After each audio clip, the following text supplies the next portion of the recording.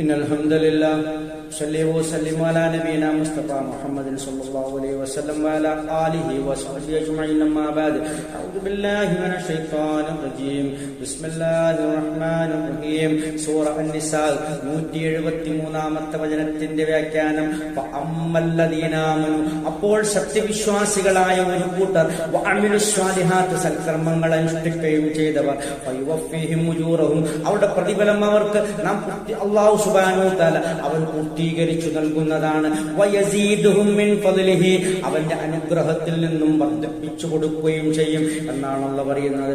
ആ രൂപത്തിലാണ് കാര്യങ്ങൾ. അപ്പോൾ സത്യവിശ്വാസികളെ ഒരിക്കലും അല്ലാഹു സുബ്ഹാനഹു വ തആല കൈവിടില്ല.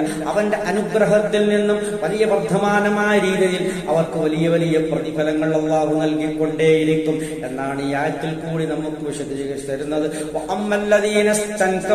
അപ്പോൾ ആ വൈമനസ്യം കാണിച്ചവർ, അവർ അള്ളാഹുവിനെ മാത്രം ആരാധിക്കാൻ വേണ്ടി വൈമനസ്യം കാണിച്ചവർ, വസ്തക്ബറു കിബ്ർ നടിച്ചവർ, അവർ അഹങ്കാരമുള്ളവരാണ്. അതുകൊണ്ടാണ് അള്ളാഹുവിന്റെ സൃഷ്ടികളെ അവർ ആരാധിക്കുന്നത് എന്നാണ് ആ പറഞ്ഞതിന്റെ പൊരുൾ. ഫയുഅദ്ദിബുഹും അദാബൻ അലീമ വേദനാജനകമായ ശിക്ഷ കൊണ്ട് അള്ളാഹു അവരെ ശിക്ഷിക്കുന്നതാണ്. വലാ യജിദൂന ലഹും മിൻ ദൂനില്ലാഹി അള്ളാഹുവിനോർമ്മ അവർ കണ്ടെത്തുകയില്ല.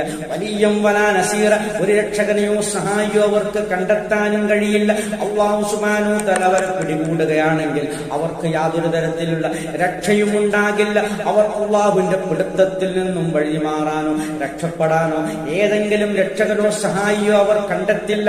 അല്ലാഹുവിനെ മാത്രമേ കണ്ടെത്തുകയുള്ളൂ എന്നാണ് ആ പറഞ്ഞതിന്റെയും ചുരുക്കം. നോക്കൂ നിങ്ങൾ, അല്ലാഹു അല്ലാത്ത യാതൊരു ശക്തികളിലേക്കും നാം വഴിമാറാൻ പാടില്ല എന്നാണ് ശക്തമായ താക്കീതാണ് ഈ ആയത്തിൽ കൂടി നമുക്ക് നൽകുന്നത്. അൽഹംദുലില്ലാഹി റബ്ബിൽ ആലമീൻ.